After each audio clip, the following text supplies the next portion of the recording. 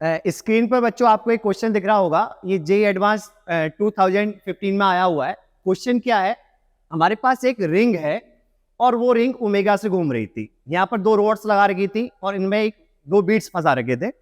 Initially दोनों beads उस ring के सेंटर पर थे। जैसे ये घूमना स्टार्ट करती है तो ये दोनों बीड्स रेडियली आउटवर्ड जाना स्टार्ट करते हैं।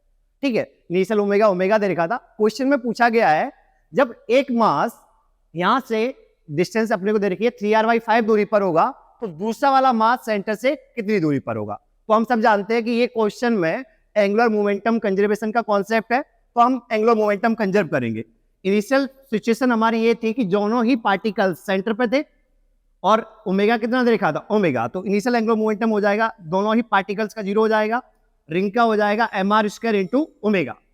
अब जब फाइनल सिचुएशन में जब इसकी एंगुलर स्पीड 8/9 ओमेगा हो गई और एक पार्टिकल यहां से 3r/5 दूरी पर पहुंच गया, तो पूछा है दूसरा पार्टिकल कितनी दूरी पर पहुंचेगा।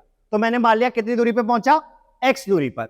फिर से हम एंगुलर मोमेंटम लिखेंगे I into omega, total I हो जाएगा m इंटू r², ये रिंग का है, और हमारे इन दो पार्टिकल्स का हो जाएगा, इनका मास देखा है m/8, तो m/8 इंटू 3r/5 का whole square plus m/8 into x², और ओमेगा फाइनल दे रखा था अपने को 8 ओमेगा/9।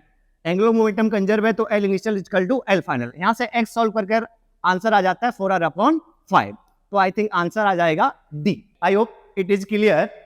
सर सर एक बात है जी सर। ये सवाल 2015 में आया था। दो बच्चे आए मेरे पास, दो बच्चे आए, आपस में लड़ रहे थे, दोनों ही स्टार बैच के बच्चे थे और दोनों की रैंक ही अंडर 100 आई थी। एक बच्चे ने बिल्कुल ऐसे ही सॉल्व किया जैसे आपने किया, बिल्कुल फंडामेंटली सॉल्व किया एंगुलर मोमेंटम कंजर्वेशन से, और उस समय जेई का आंसर की तो आया नहीं था, उसका आंसर भी 4r/5 आया। पर उसका एक दोस्त था, वो भी मेरे पास आया और बच्चों उसने एक नया तरीके से सवाल को आंसर बताया जिसने मेरा को बहुत कुछ सिखाया। मैंने कहा क्या बढ़िया सोचते हैं बच्चे। हमेशा ये हमने सीखा है कि टॉप बैच के जब बच्चे पढ़ाते हैं ना, कई चीजें सिखा के जाते हैं। तो एक बढ़िया सोच है, मतलब द गुड थॉट, मतलब फंडामेंटल, कितनी बढ़िया बात सोची उसने। उसने कहा सर कि ये दोनों पार्टिकल जो हैं, दोनों पार्टिकल हैं, दोनों पार्टिकल का मास m/8 है। मैंने कहा हाँ बिल्कुल सही बात है, m/8 है दोनों का। क्या सर दोनों O से स्टार्ट कर रहे हैं? मैंने कहा बिल्कुल सही है सर, दोनों A।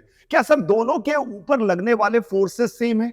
मैंने कहा बिल्कुल सही है। क्या सर दोनों के मासेस सेम है? मैंने कहा बिल्कुल सही है। तो उसने कहा कि फिर दोनों की लाइफ में किसी समय पे जो चीज सिचुएशन आई होगी वो सेम क्यों नहीं आई होगी? वो सेम आई होगी। तो उसने कहा कि मैं तो सॉल्व ही नहीं किया, मैंने आंसर सीधे लिखा 3r/5।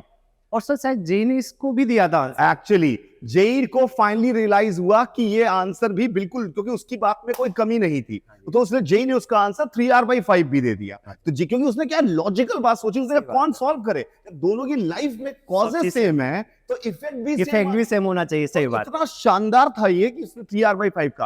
अब समस्या एक और है सर, क्या समस्या ये है कि हाउ इट इज पॉसिबल कि एक ही सिचुएशन के दो आंसर कैसे आ रहे हैं। तो उसका रीजन ये है कि जेई ने जो ये डेटा दिया है 8/9 ओमेगा, यही गलत है।